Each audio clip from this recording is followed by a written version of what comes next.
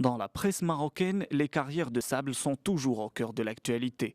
Le quotidien Les Échos revient sur les réactions des exploitants de carrières à la suite de la publication de leur nom par la tutelle. Des réactions mitigées, écrit le quotidien.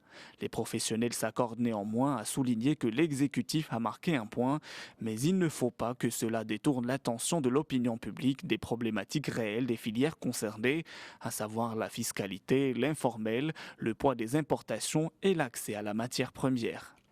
Les élus de l'Istiqlal exigent des excuses du gouvernement. L'information fait la une d'aujourd'hui le Maroc. Le groupe parlementaire istiqlalien pointe du doigt un communiqué publié à l'issue du conseil de gouvernement du jeudi 8 novembre. Dans ce communiqué, l'exécutif a exprimé son étonnement face aux interventions de quelques députés de la majorité lors des débats autour de la loi de finances 2013. Une autre polémique qui menace la cohésion de la majorité, conclut le journal. Le quotidien, au fait, s'intéresse à la journée mondiale du diabète, célébrée aujourd'hui dans 164 pays. Une journée qui se veut une date symbolique pour faire connaître la maladie, son ampleur croissante et les moyens de la prévenir. Selon l'Organisation mondiale de la santé, plus de 366 millions de personnes sont diabétiques dans le monde. Au Maroc, on estime à plus de 3 millions le nombre de malades atteints de diabète.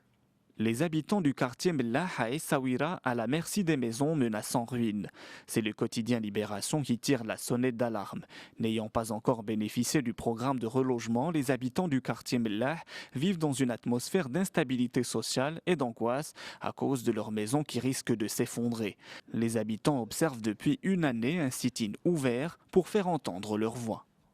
L'économiste de ce mercredi publie un dossier exclusif sur la réforme de la retraite. Une réforme quasi bouclée, peut-on lire en une. Le quotidien évoque deux pôles, un pour le public et semi-public et un autre pour le privé. Les détails à lire dans l'économiste. Dans la presse algérienne, El Watan aborde les intempéries en Algérie. Depuis les dernières 48 heures, de fortes précipitations se sont abattues sur la région de Tlemcen avec un froid incisif et des rafales de vent. Plusieurs routes sont coupées, des rivières sont en crue et les inondations dans plusieurs centres de communes font craindre le pire pour les agglomérations de proximité.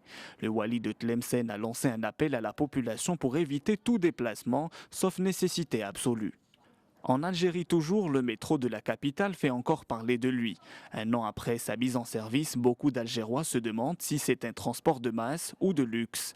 D'après le quotidien Liberté, les habitants de la capitale ne se bousculent pas pour le prendre à cause du ticket qui est de 50 dinars, un prix jugé très cher, rapporte le quotidien.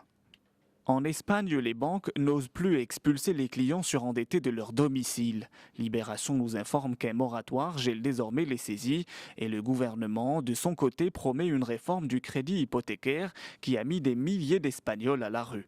Plusieurs personnes n'ont trouvé de solution que le suicide, ce qui a provoqué des manifestations de colère dans plusieurs villes espagnoles.